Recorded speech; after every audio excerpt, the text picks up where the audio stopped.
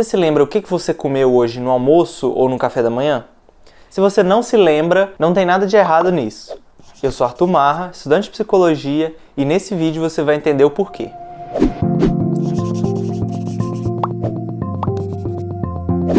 A sua memória, ela não é uma coisa, não é um lugar no seu cérebro, nem uma gaveta em que você guarda as informações e aquela cena em que você passou vergonha há 10 anos atrás. Na verdade, a memória é um processo e é uma das funções cognitivas básicas. Nós temos várias formas de dividir e entender a memória e isso varia dependendo da teoria. Nesse vídeo eu vou falar especificamente de uma dessas teorias que divide a memória em 3 partes: aquisição, armazenamento e recuperação. A aquisição, ou também chamada de aprendizagem, é a primeira etapa. E ela acontece quando uma informação chega para você, e ela vai chegar através dos seus sentidos. Pode ser uma coisa que você viu, uma coisa que você ouviu, uma coisa que você sentiu ou até mesmo provou. E aí ela vai ficar no seu cérebro por um curto período e isso é o que a gente vai chamar de memória de trabalho ou memória de curto prazo. Se depois de um tempo a gente não usa essa memória de novo, ela vai ser descartada, que é o que acontece quando você memoriza um número para anotar ele em outro lugar e depois simplesmente esquece esse número. E se a gente revisa essa informação depois, ela passa a ser uma memória de longo prazo, que é o que acontece quando você estuda para uma prova. Você lê, você anota, você relê, você faz exercícios. Tudo isso serve para você revisar o conteúdo e fortalecer a memória quanto à matéria da prova. E essa etapa é o que a gente vai chamar de armazenamento. Dessa forma, a memória que vai se tornar de longo prazo é a que o nosso cérebro considera importante. E sabemos que essa informação é importante geralmente pelas emoções ligadas no momento que a gente está aprendendo essa nova informação, que é o que eu falo no vídeo sobre Divertidamente. Então a gente pode ter facilidade em aprender uma matéria ou porque a gente gosta dela, ou até mesmo gosta do professor, ou porque a gente tem raiva dessa matéria e até mesmo por medo de reprovar nela. E se você não lembra da sua última refeição, talvez seja porque tenha sido uma refeição normal e não tenha nenhuma emoção envolvida no momento que você comeu. E no nosso cérebro, essas memórias estão por toda parte e não ficam em um lugar específico. Elas estão nas ligações que os nossos neurônios fazem e estão meio que dispostas numa rede.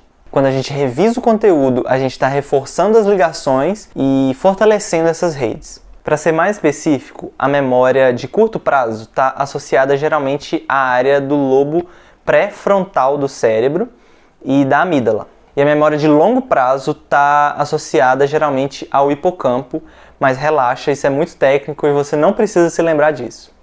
A etapa da recuperação ou da evocação é simplesmente a parte em que os seus neurônios se ligam e recuperam essa informação, seja na hora da sua prova, por exemplo, ou simplesmente quando você lembra de alguma coisa que você já viveu.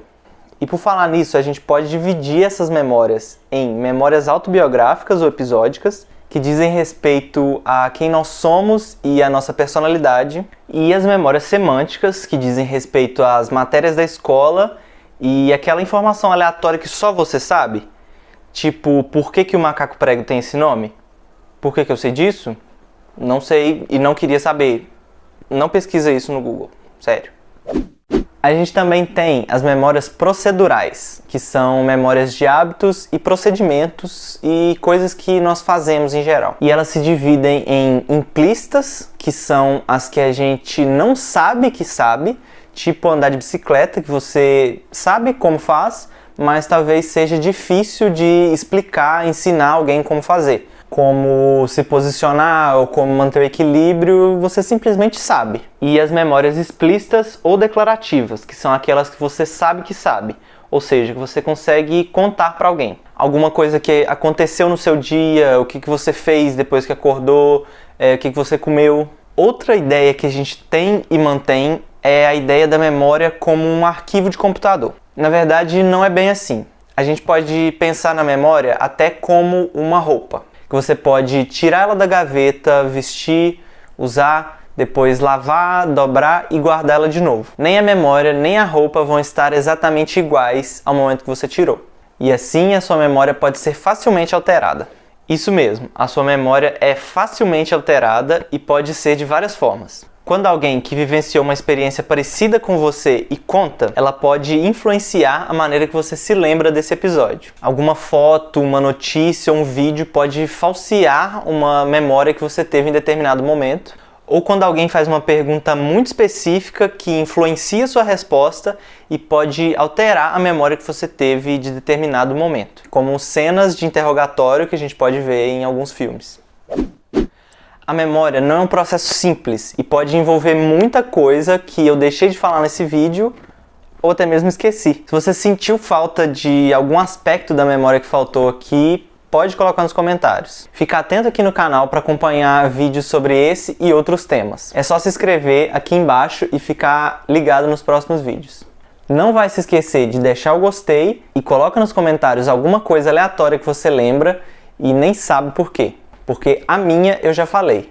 Então até o próximo vídeo e tchau!